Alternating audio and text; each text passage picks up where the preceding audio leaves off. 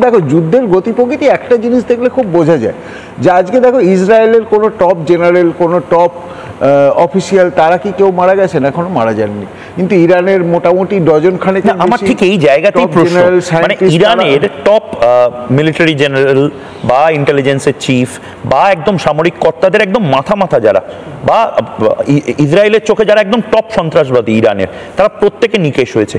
কিন্তু উল্টো দিকে ইসরায়েলের বাচ্চাদেরকে কেন টার্গেট করা হচ্ছে? যারা প্যালেস্টাইনের গাজার বাচ্চাদের নিয়ে বলে ইসরায়েলের যে বাচ্চাগুলো, সেই বাচ্চাগুলো কি দোষ করেছে? না দেখো, হাসপাতালে টার্গেট করছে, সেই ছবি আমি দেখাচ্ছি।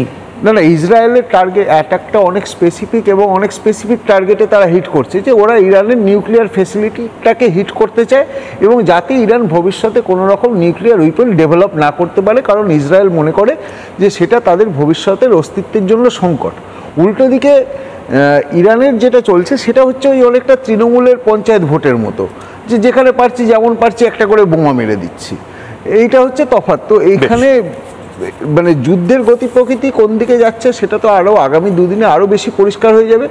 কিন্তু হ্যাঁ, যেটা ভারতবর্ষের অবস্থান, যে আমরা যুদ্ধ চাই না, আমরা শান্তি চাই, কিন্তু সেই শান্তি কখনোই আমাদের নিজেদের রক্তের বিনিময়ে নয়। শান্তি প্রতিষ্ঠার জন্য অনেকে বলেন যুদ্ধটা বা প্রতিঘাতটা প্রয়োজন হয়।